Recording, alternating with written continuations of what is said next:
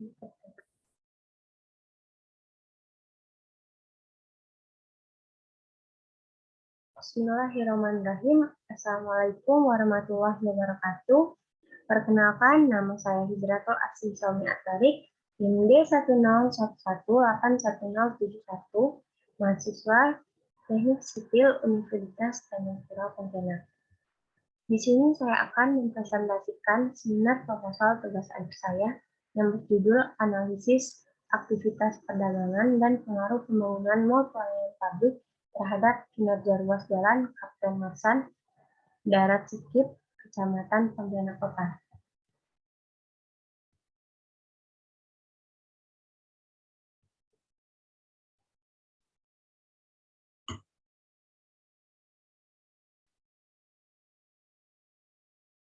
Bab 1. Pendahuluan, yang terdiri dari latar belakang, perumusan masalah, tujuan penelitian, pembatasan masalah, dan sistematika penyelesaian.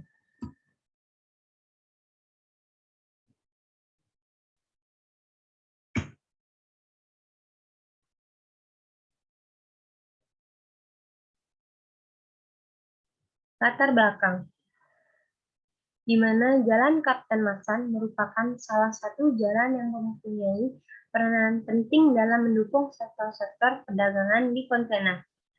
Adanya pembangunan mall pelayanan publik dan renovasi pasar Kapuas Indah, juga aktivitas perdagangan pasar yang sedang berjalan akan berakibat penumpukan aktivitas pada jalan tersebut dan akan mengalami penurunan kinerja jalan, di mana pembangunan ini juga bersifat multi-years, yang nantinya akan sangat berpengaruh terhadap lalu lintas di ruas jalan tersebut. Peningkatan volume lalu lintas bisa saja terjadi sehingga analisis terhadap kinerja ruas jalan perlu dilakukan.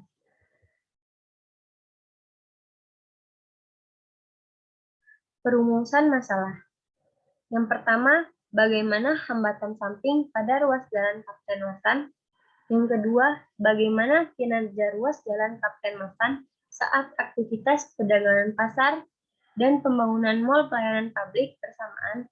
Yang ketiga, bagaimana prediksi perubahan arus lalu lintas pada jalan Kapten Marsan 5 tahun pasca mall pelayanan publik beroperasional. Tujuan penelitian. Yang pertama, mengetahui hambatan samping yang terjadi di jalan Kapten Marsan. Yang kedua, mengetahui kinerja ruas jalan Kapten Marsan akibat aktivitas perdagangan dan pembangunan.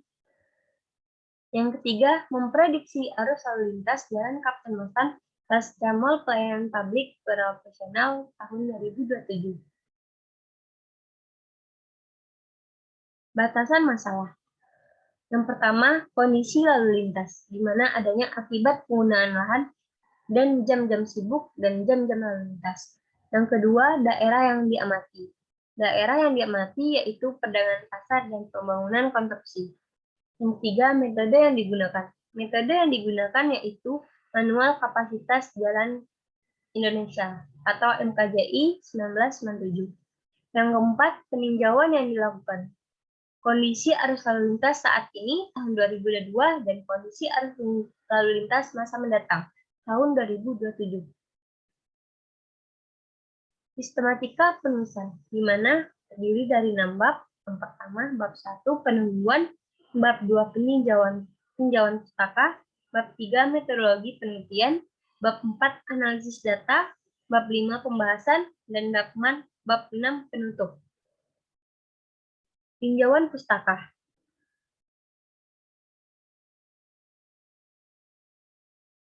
Kriteria analisis dampak lalu lintas. The Institution of Highways and Transportation 1994 menyatakan bahwa besar kecilnya dampak kegiatan terhadap lalu lintas dipengaruhi oleh hal-hal sebagai berikut, di mana adanya bangkitan atau tarikan perjalanan, menarik tidaknya suatu pusat kegiatan, tingkat kelancaran lalu lintas pada jaringan jalan yang ada, prasarana jalan di sekitar pusat kegiatan, jenis tarikan perjalanan oleh pusat kegiatan, dan kompetisi beberapa pusat kegiatan yang berdekatan.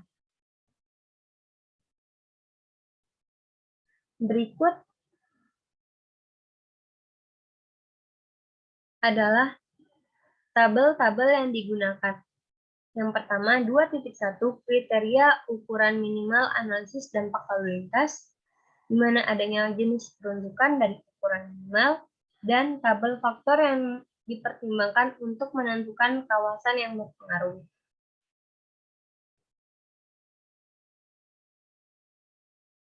Arus lalu lintas. Arus lalu lintas adalah jumlah kendaraan bermotor yang melewati suatu titik pada jalan per satuan waktu, yang dinyatakan dalam kendaraan atau kendaraan per jam, SMP per jam, atau LART. Lalu lintas harian rata-rata tahunan. Arus lalu lintas perkotaan terbagi menjadi 4. Yang pertama adanya kendaraan ringan atau LV, kendaraan berat atau HV, dan yang ketiga sepeda motor atau MC, dan yang keempat kendaraan tak bermotor atau UM.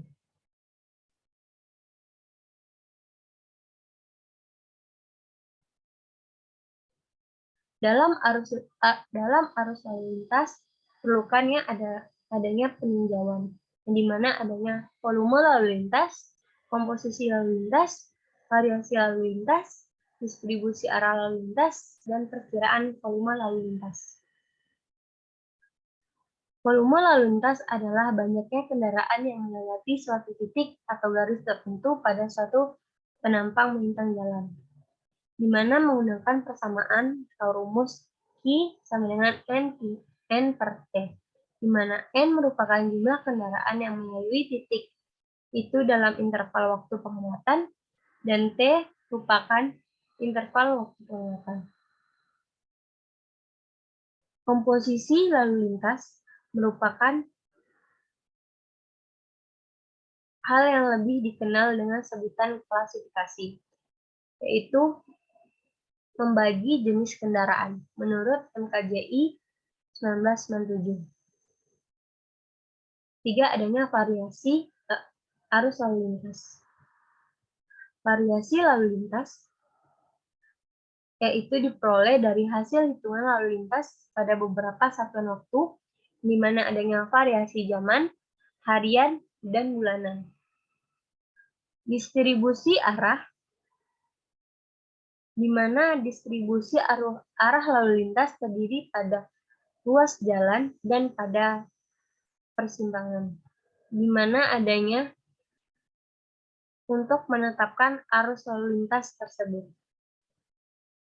Perkiraan volume lalu lintas,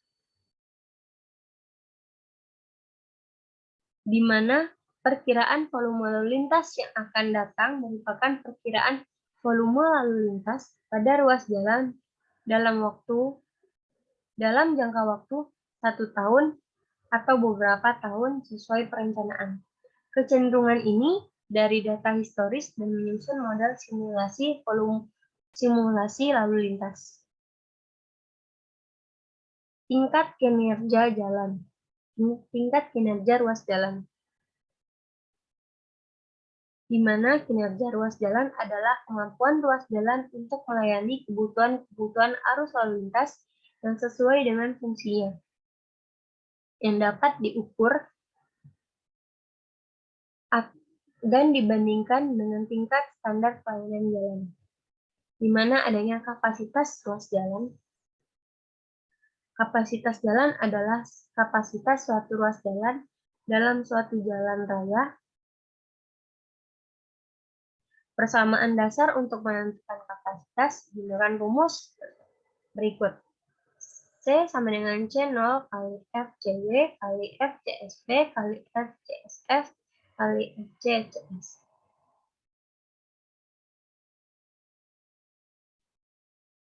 Yang kedua, adanya hambatan samping. Menurut Manual Kapasitas Jalan Indonesia 1997, hambatan samping adalah dampak terhadap kinerja lalu lintas dari aktivitas samping sistem jalan. Yang ketiga, adanya derajat kejenuhan. Derajat kejenuhan atau DS didefinisikan sebagai rasio arus terhadap kapasitas, digunakan sebagai faktor utama dalam menentukan tingkat kinerja simpang dan segmen jalan. Berikut menggunakan rumus DS sama dengan Q per C, di mana Q merupakan arus total dan C merupakan kapasitas. Yang keempat, adanya tingkat pelayanan jalan. Tingkat pelayanan jalan atau level of service yaitu tingkat pelayanan dari suatu jalan yang menggambarkan kualitas suatu jalan dan merupakan batas kondisi pengoperasian. Menggunakan rumus persamaan atau rumus yaitu loss sama dengan V per C, di mana V kali C, di mana V merupakan volume lalu lintas dan C merupakan kapasitas aktual. Berikut adalah tabel-tabel yang digunakan. Berikut tabel jenis kendaraan menurut MKJI 1997. Berikut tabel kapasitas dasar atau CO untuk jalan perkotaan.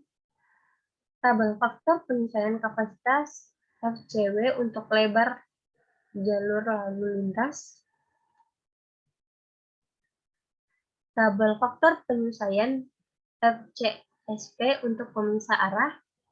Tabel faktor penyesuaian kapasitas FCCS untuk ukuran kota, dan tabel faktor penyesuaian kapasitas FCSF untuk hambatan samping.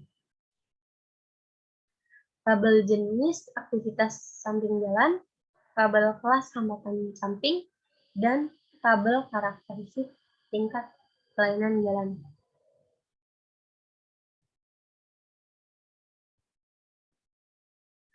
Berikut adalah konsep perencanaan transportasi. Terdapat beberapa konsep perencanaan transportasi yang telah berkembang hingga saat ini.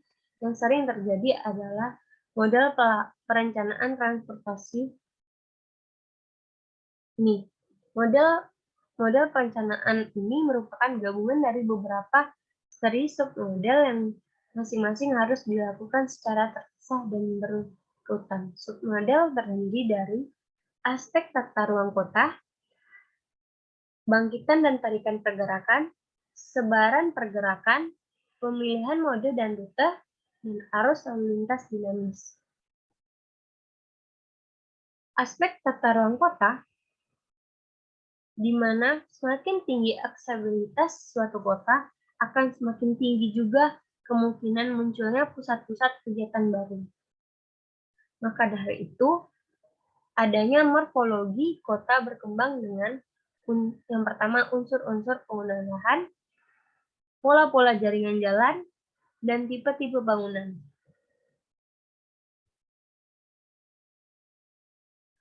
Untuk bangkitan dan tarikan pergerakan, bangkitan pergerakan atau trip generation adalah tahapan pemodelan yang memperkirakan jumlah pergerakan yang berasal dari suatu zona atau tata guna lahan atau jumlah pergerakan yang tertarik ke suatu tata guna lahan.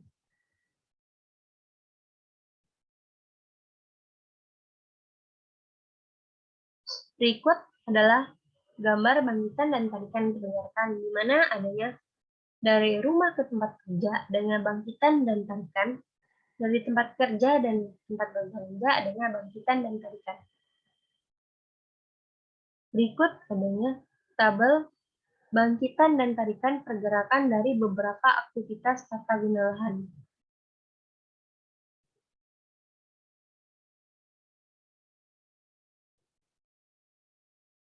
Sebaran pergerakan dan pemilihan moda dan rute.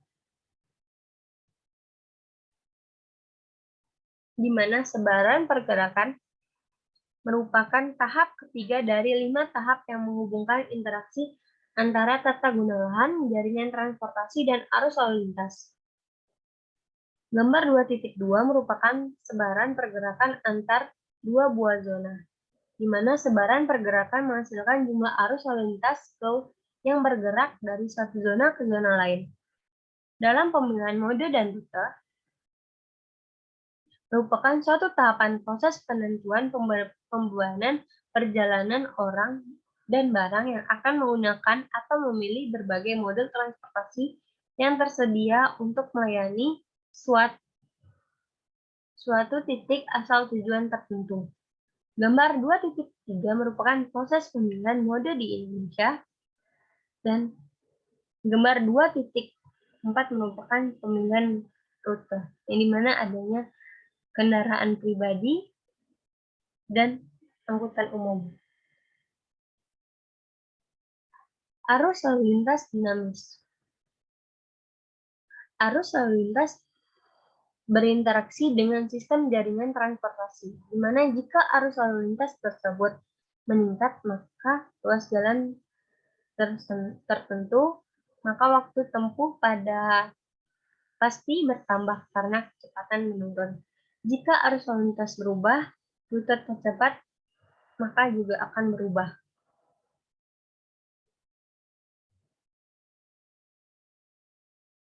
Berikut adanya perhitungan prediksi volume dan pertumbuhan lalu lintas di masa mendatang. Untuk memprediksi pertumbuhan jumlah kendaraan yang akan terjadi di masa mendatang, maka dapat dicari dengan menggunakan rumus bunga majemuk. Model bunga majemuk didefinisikan sebagai model geometri dengan persamaan berikut. Dan Pn sama dengan P0 kurang 1 tambah I tutup kurung 4N, di mana PO merupakan jumlah kendaraan pada tahun sebelumnya, PN merupakan jumlah kendaraan pada tahun bencana, N sama dengan jumlah tahun atau tahun prediksi dikurangi tahun dasar, I di mana angka pertumbuhan pada periode tertentu. Penelitian terdahulu, di mana adanya 5 penelitian terdahulu yang digunakan itu pada tahun 2014, Baby Ayu Lestari dengan judul Analisis Dampak Lalu Lintas akibat adanya pusat perbelanjaan di kawasan Pasar Pagi, Pangkal Pinang terhadap kinerja ruas jalan, yang diperoleh hasil nilai derajat kejenuhan atau DS 0,11 FP dengan 38,42 km per jam, kecepatan yang ditempuh mobil 23,67 km per jam dan motor 29,93 km per jam, dan kapasitas 4.095,6 meter per jam. 2015, Rusdianto, Horman Laleno, Theo Sendou, Freddy Jensen dengan judul Analisa Kapasitas Ruas Jalan Samratulangi dengan metode MKJI 1997 dan PKJI 2014. 2016, Ishak dengan judul Pengaruh Pasar Tradisional Terhadap Arus Lalu Lintas di kasus Pasar Baru Talang Banjar, Kota Jambi. 2016, Miftahul Huda dan Dwi Muryanto dengan judul Analisis Kinerja Lalu Lintas Sebelum dan Setelah Pembangunan Blitar Town Square. Tahun 2018, Teresia Kezia Senduk, Audi L.E. Rumayar, dan Steph CH.N. Palenewen dengan judul Pengaruh Hambatan Samping Terhadap Kinerja Ruas Jalan di Kota Tangerang. Selanjutnya, bab 3, metodologi penelitian yang terdiri dari lokasi penelitian, metode data yang digunakan, metode penelitian, diagram alir penelitian, dan analisis data. Lokasi penelitian ini berada pada Pasar Kapuas Indah dan Mall Pelayanan Pabrik yang terletak di Jalan Kapten Mapan Darat, Sekip, Kecamatan Pontianak Kota, Kota Pontianak, Kalimantan Barat, dengan kode pos 78243. Secara geografis, lokasi penelitian terletak pada koordinat 0 derajat 01 23.51 lintang selatan dan 109 derajat 20 31 titik 19 derajat timur. Berikut adanya survei pendahuluan, di mana adanya situasi arus lalu lintas ruas jalan Kapten Hasan, situasi hambatan samping, depan pertokoan dan depan pembangunan di ruas jalan Kapten Hasan, situasi persimpangan ruas jalan Kapten Hasan, dan tata guna lahan di depan area pembangunan renovasi Kapuas Indah dan pelayanan publik pertokoan.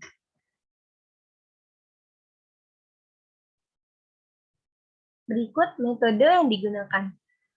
Metode yang digunakan adalah metode data primer dan data sekunder. Data primer yaitu survei geometrik jalan, survei volume lalu lintas kendaraan, survei hambatan samping, dan survei keluar masuk kendaraan pembangunan. Untuk data sekunder, adanya layout pasar Kapuas Indah dan mall pelayanan publik, data kendaraan bermotor kota Pontianak, dan jumlah penduduk kota Pontianak. Berikut adalah metode penelitian, di mana terdiri dari adanya denah lokasi survei, dan di mana nanti akan adanya 4 pos. Di mana pertama ini pos 1, pos 2, pos 3, dan pos 4.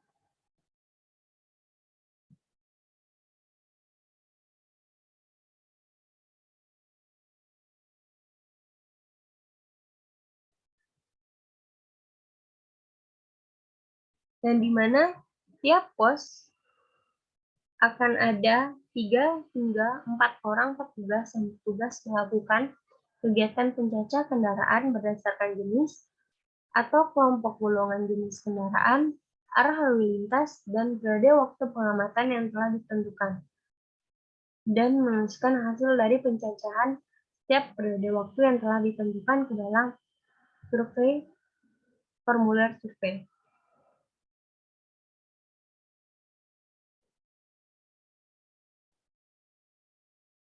Untuk pos 1, di mana akan melakukan pencacahan data volume lalu lintas dari arah keluar masuknya jalan Kapten Marsan. Sedangkan pos 4, di mana akan melakukan pencacahan volume lalu lintas dari arah keluar masuknya jalan Gusti Nungrai.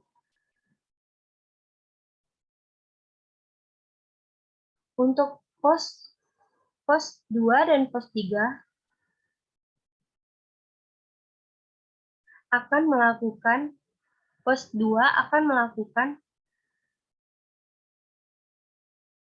pencacahan keluar masuknya akibat aktivitas perdagangan, sedangkan pos 3 akan melakukan pencacahan akibat aktivitas pembangunan dan melakukan pencatatan hambatan sampingnya. Metode penelitian, di mana adanya waktu penelitian dan peralatan penelitian. Waktu penelitian yang di mana survei dilakukan selama 3 hari, yaitu hari Senin mewakili hari kerja, Sabtu mewakili akhir pekan, dan hari Minggu dianggap mewakili hari libur. 2. Survei dilakukan selama kurang lebih 12 jam, dimulai dari pukul 6 hingga 18 waktu Indonesia Barat. Peralatan penelitian, di mana adanya formulir survei dan alat tulis, klik counter untuk menghitung jumlah kendaraan yang melintas, kamera untuk mendokumentasikan survei, meteran untuk mengukur jarak geometri jalan, dan adanya komputer untuk analisis data. Diagram alir penelitian. Adanya rumusan masalah, studi literatur, pengumpulan data, di mana adanya data primer dan data sekunder, analisis data, pembahasan, kesimpulan, dan saran. Analisis data terdiri dari 3, adanya pertama, analisis hambatan samping yang terjadi dengan adanya aktivitas perdagangan, pasar, dan kendaraan parkir di depan kawasan pertokoan. Yang kedua, analisis kinerja ruas jalan pada saat existing dan masa konstruksi. Dan yang ketiga, analisis kondisi arus lalu lintas 5 tahun setelah pengoperasian Pasar Kapuas Indah dan Mall Pelayanan Publik.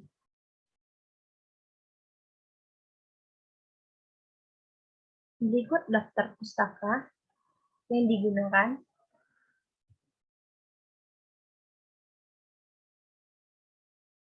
Atas perhatiannya, saya ucapkan terima kasih. Assalamualaikum warahmatullahi wabarakatuh.